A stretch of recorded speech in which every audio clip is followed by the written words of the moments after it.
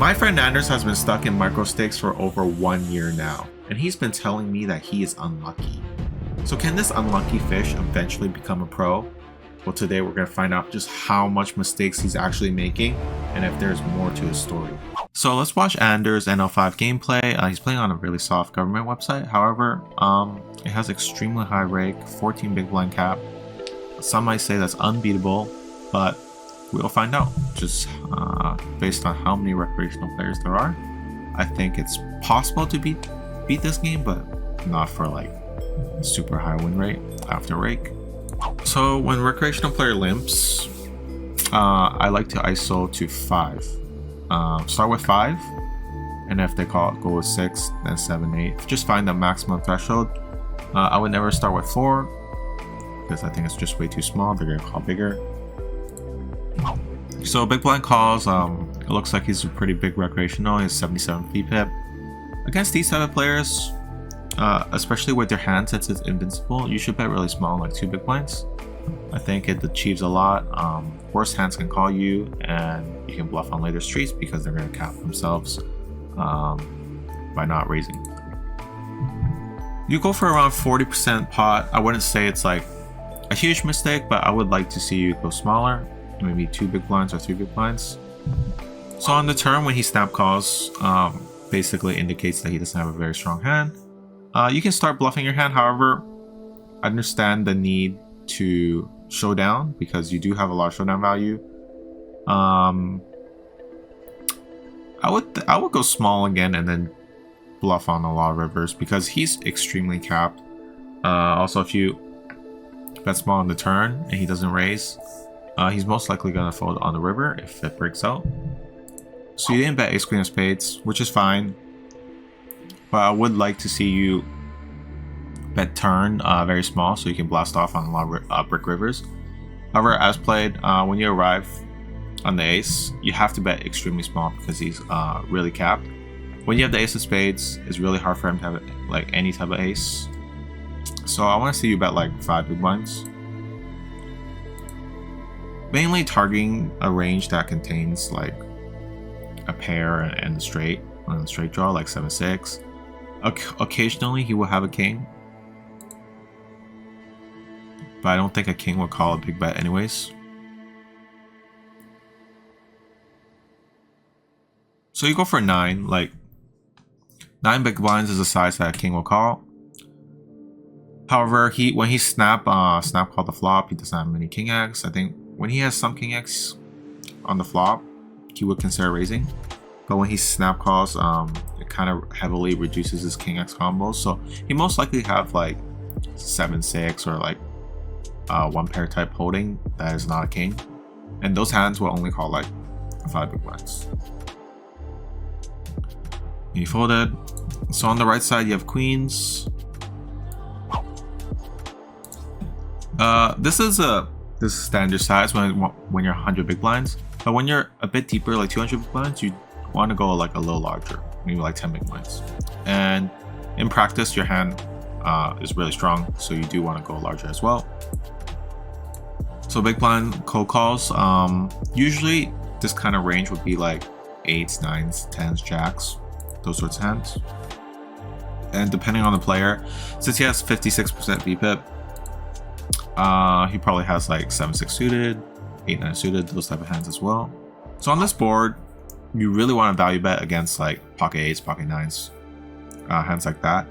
So whatever size you think he's gonna call with those hands should be your size, and usually I would think it's 1/3.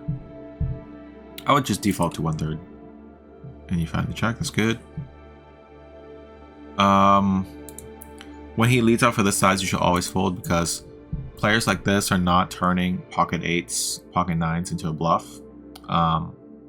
So it's mostly just value. So you should just fold. So you have aces. I would like to see a larger size. Kind of same thing as the first hand. You should start with 5 in position, and when you're out of position, start with 6. If they're calling, go 7. If they're calling 7, go 8. And then once they start folding, you just go down 1 more big blind. So I would always start with 6 big blinds here. So 2 players call. In this spot, you can do a lot of checking with aces, especially with ace of spades. But against recreational players, I'm always going to bet. Multi-way, you want to bet small, like 1/3, but again, against recreational players, I'm just going to bet pretty big, like probably 6 or 7 big blinds. It looks like you're going for 1/3, which is fine. And they both call. So on the 8, you just kind of want to range check here because these 2 players have more 8s than you.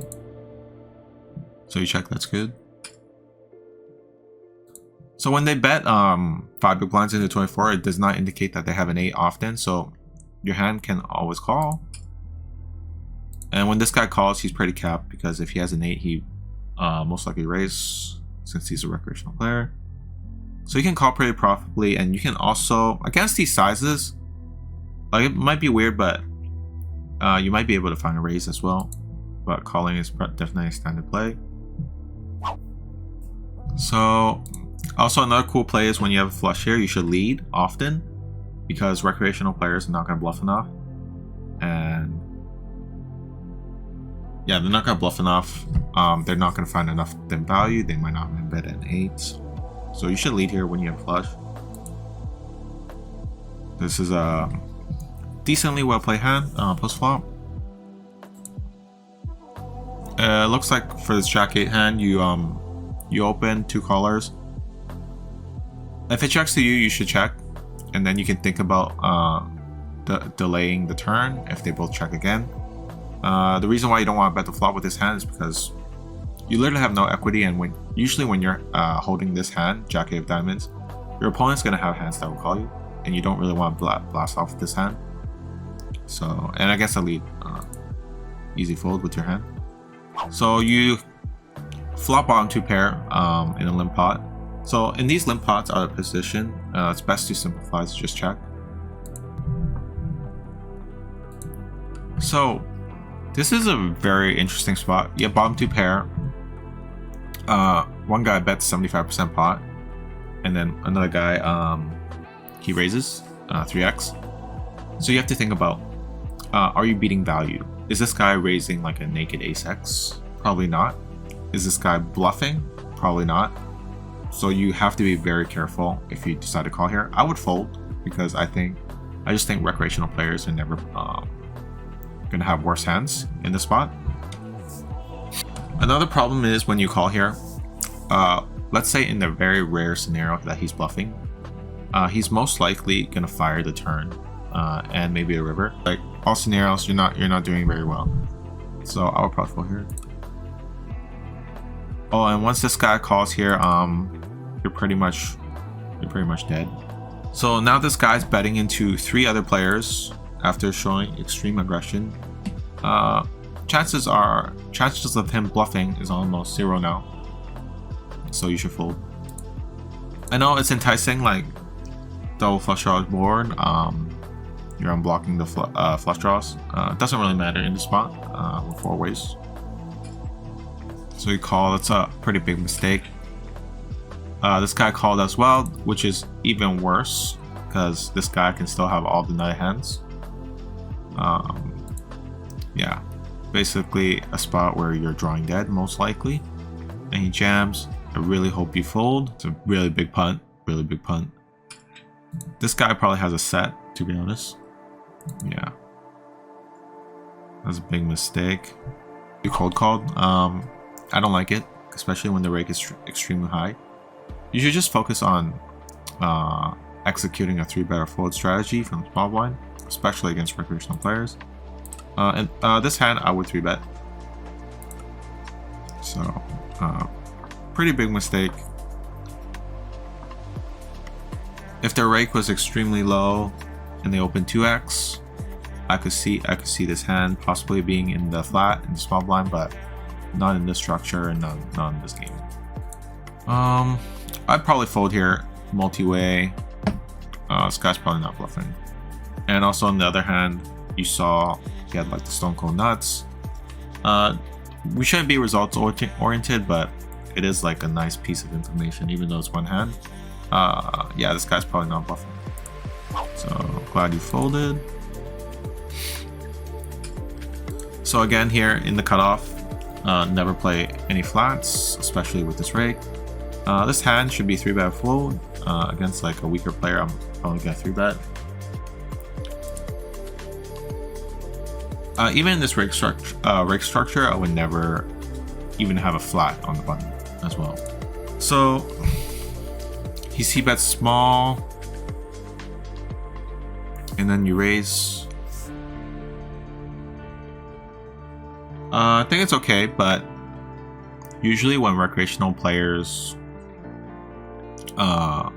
c-bet range on this type of board, they're generally extremely weak. So the way to counter this is you can like flat call more of these hands and let them blast off. And when you're actually bluffing, just over bluff the spot. Like if you have any backdoor hands, let's say you have King Queen of Hearts, just raise any backdoor, and they're gonna overfold. And when you do have a value hand, you can call. That would be the exploit for people who are just pure c-betting everything range in the spot when they might not be supposed to. So you open ace 10, pretty standard 5 ways. On this flop, I know it might be tough to find the appropriate answer, but against recreational players, you can actually check this spot, and they will kind of let you know how strong they are by how much they bet. So if you check and they check, you can start blasting off. If you check and they bet small, you can float, and then you can blast off a river. So I like checking here and see what size they use. Yeah, I don't like betting 1/3 range because it doesn't really define their range well when they call, and you're forced to blast off on turn and river when you're not sure the exact strength of a recreational player, if that makes sense. It's weird because in this spot, when you check, you actually gain more information than betting small range on the flop. So in these spots where you don't know what to do and your hand looks terrible to blast off, it's nice to check out of position and see what they do. And if they take a really weak line, it's your sign to blast off. So I'm gonna watch one more hand since this video is can be pretty long already. Let's watch this King 5 hand. So you open the button. This recreational player calls. This is a very interesting spot. I think you should check because you can't even get value if you bet one big blind. So if you bet one big blind, you're only getting value from gut shots and maybe 9x. But 9x might even still fold, so you should probably check the spot and bluff. Maybe bluff catch depending on the profile. Yeah, I don't like betting 1/3 range. You have to ask yourself, like, what is this bet accomplishing? Like, are worse hands gonna call you? Are better hands gonna fold? So better hands are never gonna fold. Like a better king, a better ace are not gonna fold. And worse hands are most likely not gonna call you. It'll be very few. So you actually perform better in this spot by checking and maybe bluff catching some turns and rivers. So he called. Now you're in a tougher spot than if you would have checked. So now you have to decide: are you gonna turn second pair into a bluff, which is kind of weird and bad to do because you have a lot of showdown value, but now you feel like your hand is no good.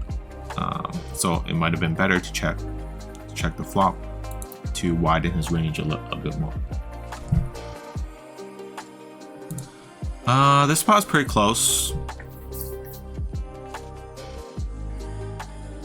You're now chopping with every king X. I'm just gonna raise the spot every time. I think for all profiles, when they choose this tiny bet, it's always gonna be some weird mergey thin value type of bet. They're never gonna really put their traps in the size. Also, you're uncapped, right? You have aces, you have kings. It's gonna be very hard for him to call, and you might make King X fold. If you guys like the video, make sure to subscribe. There will be more content soon in the coming days.